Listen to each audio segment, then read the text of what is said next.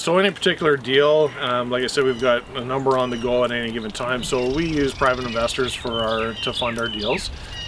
So we do anything from joint venture partnerships to, RSP mortgages to, just natural private investing.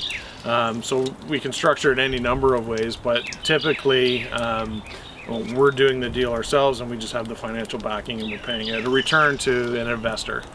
So it works quite well. It's a win-win. We get the money we need to do the business we need, and then our investors get a great return in value. So we have, I have got a couple of direct employees, but typically, in the renovation game or in the flipping game, you usually are just using a group, right? Or you're looking for a crew, right? Mm-hmm. So you want a crew in particular, and we do stuff in numbers of cities, right? So I'm not just in London.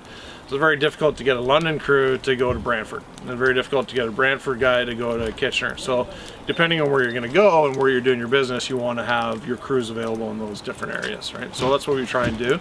And once you find somebody that's dependable and knows what they're doing, and it's really good to have guys that understand renovations for value, right? So it's different when you're renovating your own house than when you're renovating to flip a house or to sell it or even to rent it, right? We've got a number of rentals as well, and each one takes a different way and a different way to look at how you're doing the renovations for value. Yes and no. You churn, in this game you tend to churn through a lot until you find guys that you're willing to work with and you trust, and but it's a numbers game, right? So the more you do, the more you're going to go through, right? And it's difficult to find, but I've also had lots of good ones that have stuck for long periods of time as well. I am not handy at all. Talking about swinging hammers, I think if I swung a hammer, I'd probably hit myself in the head. So, at the beginning, I tried to minimize costs as much as I can by doing small things, right? So I would do the demo, which is great to get out your frustrations and your anger at some points, but I did the demo and then I had someone come in and do all the work, right? But when you get to a certain point and you're doing so much work, your time is more valuable doing things like looking for the next deal, looking for investors, and just finding the value in that. And you can pay other people to do that other work, right? Like the demo and the fixing up and the contracting. They're the experts. They can do it far better than I can. So I'd rather spend my time doing what I do best, which is, finding the deals and finding the investors and putting together, negotiating. So you gotta find your strengths and stick with that. That's a good question, Jeff and Matt. Quite honestly, I can't remember the exact time when I first met them.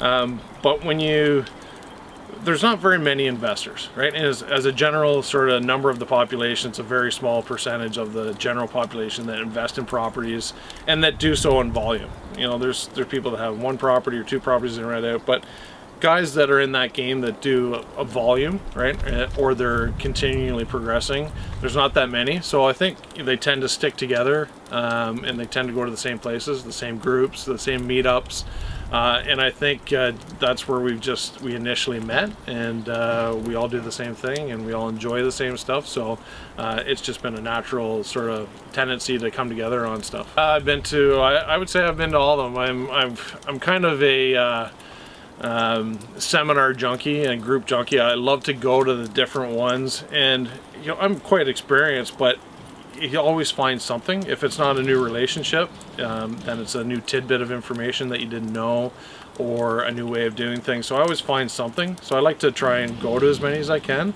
So London on Fire, the Lyric group, the London Real Estate Investment Group, this new ONREIA one we've started. All of those they have different dimensions to them. They're all slightly different, but they all have value at some point.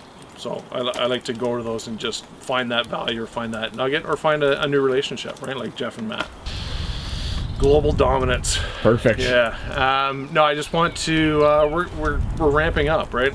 I've been doing this for a long time, but we sort of 10xing everything, right? We want to take everything to a new level. We're constantly looking for new projects, new things to do, new ways to focus our energy, right? And we're trying to structure things a lot differently. So what we want to do is we want to continue. Last year I did over 20 flips, right? This year we want to do the same, and we're already, you know, based on the number we have so far, we're already past that point. So we want to just continue to progress that way, and just keep adding value, generating wealth, and future wealth. So you know, it's great to get motivation. Motivation comes, you know, you can only take motivation, but you still have to act on it, right? So I love following those guys, and they're great stories, and they generate great motivation, and they're great speakers, and they get you pumped up, but you actually have to go and act. And I think that's where a lot of people fall off, right? And they don't actually act on what they do.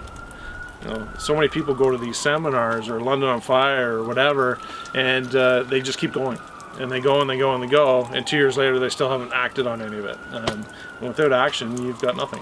I think you know, when I'm asked about what is, you know, what's the motivation, or, you know, why real estate in general, because a lot of people talk about stocks, and, you know, we've got all this crypto stuff and every different, you know, sort of way to invest your time and your money.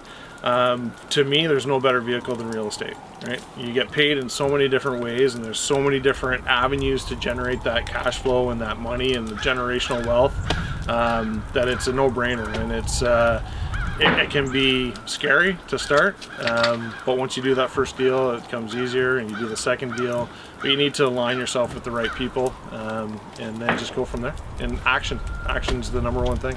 Well, without your family, you got nothing, right? So I look forward to passing on everything that I've done to my boys, and you know, hopefully they follow in the same, even if they don't do real estate as a full-time thing and that's their life, as long as they do something with that on the side, because you can do it. Work another job, have another career that satisfies you, but still generating that wealth on the side, right? It's not that difficult.